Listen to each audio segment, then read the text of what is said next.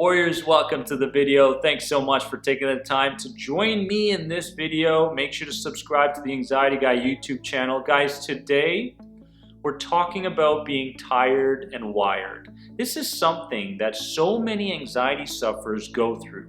The feeling of being exhausted, depleted, whether that's mentally, emotionally, physically, or all of them. And at the same time being wired, as if you've drank, 2 liters of coffee. It's like this wired feeling where you're looking out for the next threat. Your amygdala is functioning at such a high level in your brain, it's looking out for the opportunity to fight, flight, or freeze at any instance.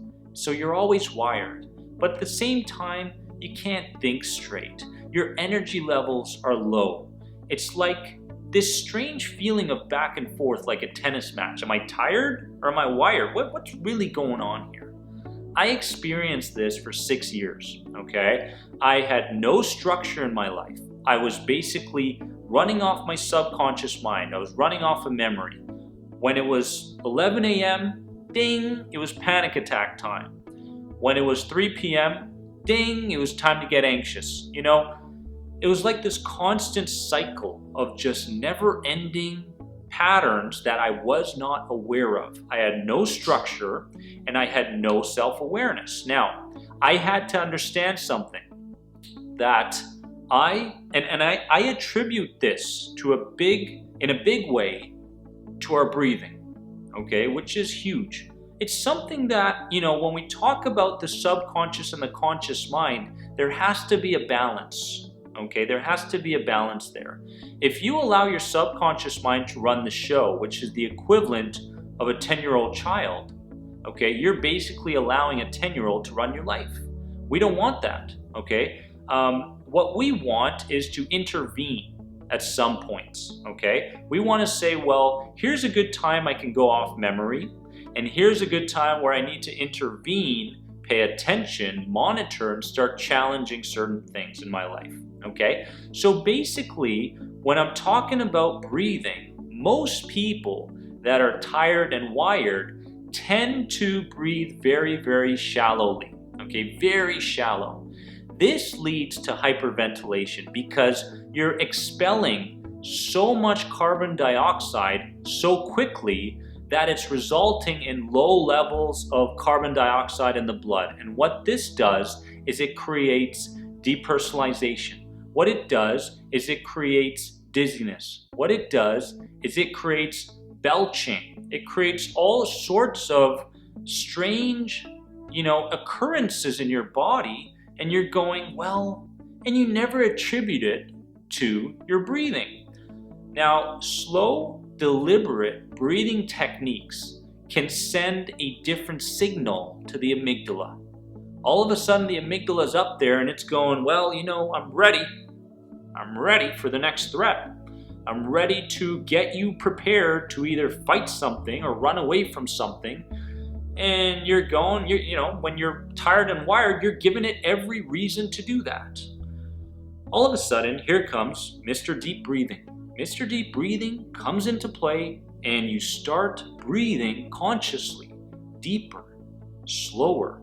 Next thing you know, everything you do starts to slow down. Next thing you know, the amygdala starts to go, okay, well, I guess I don't have to be here anymore. And then the whole functioning begins to slow down. Awesome. So I attribute this idea of being tired and wired a lot to your breathing patterns, first of all. But with this comes the structure of being wired to worry, the process of the mind, which we have to understand. First things first, guys. Information comes in, okay, through our senses. Information, we're overloaded with information, okay? It bypasses the conscious mind and goes directly to your subconscious mind most of the time, okay?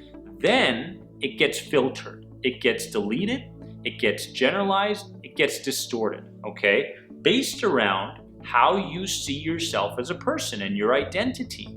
You will distort, generalize, change information to make it fit with what you believe and how you see yourself, okay? Then the information gets stored. in your subconscious mind. It's stored in there. Boom. It's memorized. It's memorized. And if it's practiced, it becomes a habit. It becomes a habit.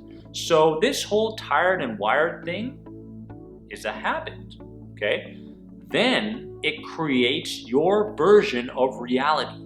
Now let's understand, everybody's version of reality is different. What's reality to one person is different to another person. Let's understand that.